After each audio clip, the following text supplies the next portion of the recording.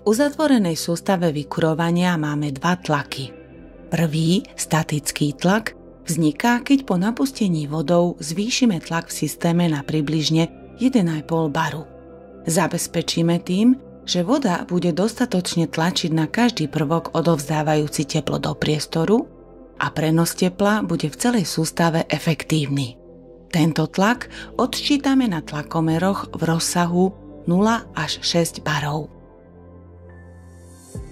Druhý, dynamický tlak v systéme, vytvára obehové čerpadlo. Dodá vode energiu potrebnú na prenos tepla zo zdroja tepla ku koncovým spotrebičom.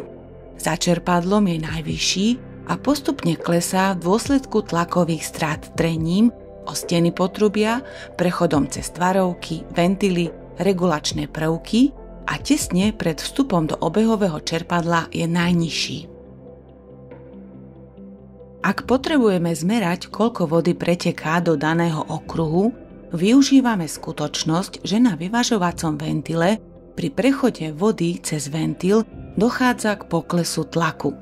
Na základe zistenej tlakovej straty ventila a jeho hodnoty prietokového súčiniteľa vieme stanoviť množstvo pretekajúcej vody cez ventil.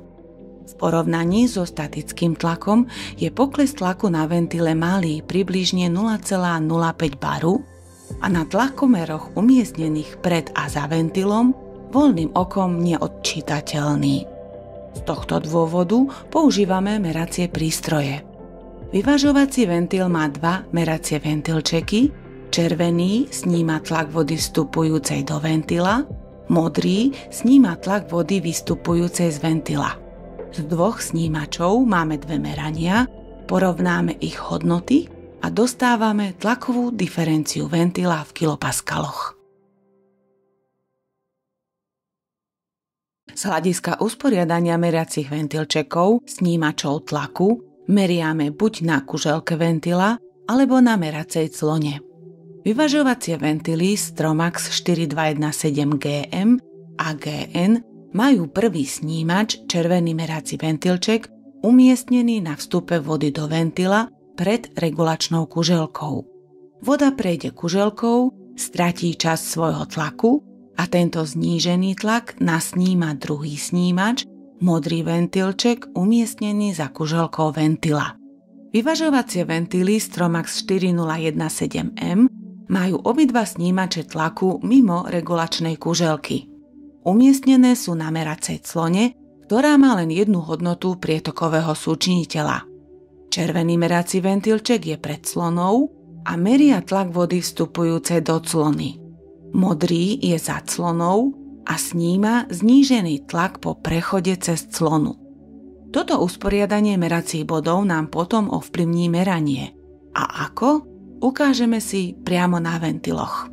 Prvé meranie na regulačnej kuželke si ukážeme na vyvažovacom ventile Stromax 4217 GM. Demontujme klobúčiky na oboch meracích ventilčekoch. Nasadíme meracie ihly s guľovými kohútmi na hadice meracieho prístroja. Uzatvoríme guľové kohúty na meracích ihlách a zapichneme ich do otvorov pod klobúčikmi, pričom dbáme na to, aby sme ich zasunuli kolmo.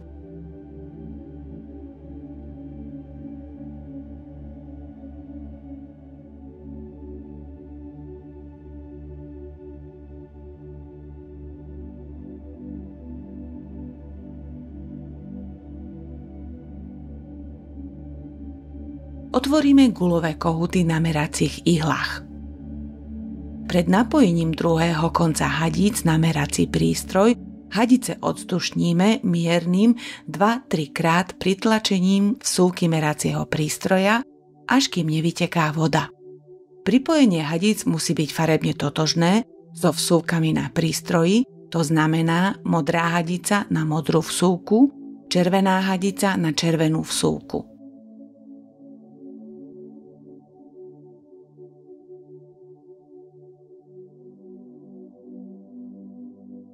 Uzatvoríme guľové kohúty na okruhu, dynamický tlak od obehového čerpadla je nulový, čím sa vyrovná tlak na oboch stranách meracích bodov, ventilčekov. Na meracom prístroji stlačíme funkciu 0 čím prístroj nakalibrujeme na 0 kPa, čo je nulový tlakový rozdiel medzi meracími ventilčekmi.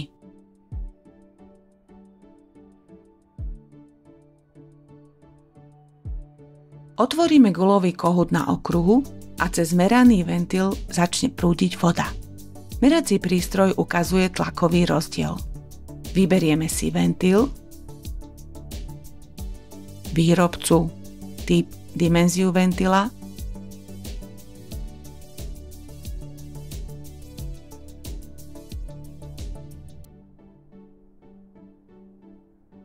a na ručnom ovládači v 2 okienkach odčítame prednastavenie. Čierna číslica predstavuje celé stupne, červená číslica desatinné. Nastavenie ventila zadáme do meracieho prístroja, kde je ku každému stupňu prednastavenia zadaná hodnota prietokového súčiniteľa kV.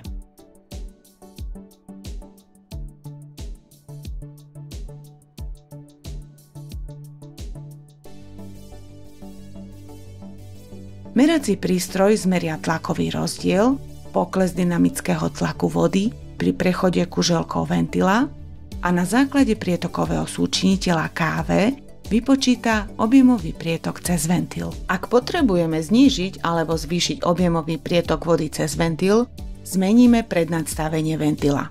Pritom máme na pamäti, že do meracieho prístroja musíme zadať túto novú hodnotu prednastavenia, pretože meriame na kuželke ventila, meníme zdvih a tým meníme aj prietokovú charakteristiku ventila. Meranie ukončíme uzatvorením guľových kohútov na meracích ihlách, čím zachováme kalibráciu prístroja. Vyťahneme meracie ihly a zaskrutkujeme klobúčiky na meracích ventilčekoch. Druhé meranie na meracej clone vykonáme na vyvažovacom ventile Stromax 4017M. Tento typ ventila má meracie ventilčeky na meracej clone, červený ventilček je pred clonou, modrý ventilček je za clonou. Postup prípravy na meranie je rovnaký ako u ventila Stromax 4217GM. Zapichneme kolmo meracie ihly do otvorov pod klobúčikmi, otvoríme guľové kohúty na meracích ihlách, uzatvoríme guľový kohút na okruhu, skontrolujeme kalibráciu, prístroj ukazuje 0 kPa a ak ukazuje inú hodnotu, stlačíme funkciu 0 a merací prístroj nakalibrujeme na 0 kPa. Otvoríme guľový kohút na okruhu, cez ventil prúdi voda. Merací prístroj ukazuje tlakový rozdiel pri prechode cez meraciu clonu.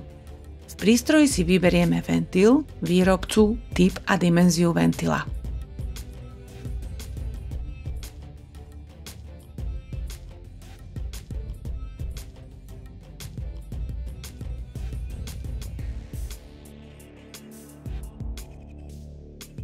Nastavenie ventila do meracieho prístroja nezadávame, meriame na meracej clone a jej hodnota prietokového súčiniteľa je už v prístroji pre daný typ ventila zadaná.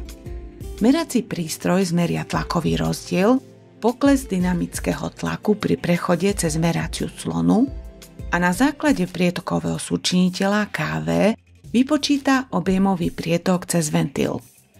Prietoková charakteristika meracej clony je stále rovnaká a nezávisí od prednastavenia ventila.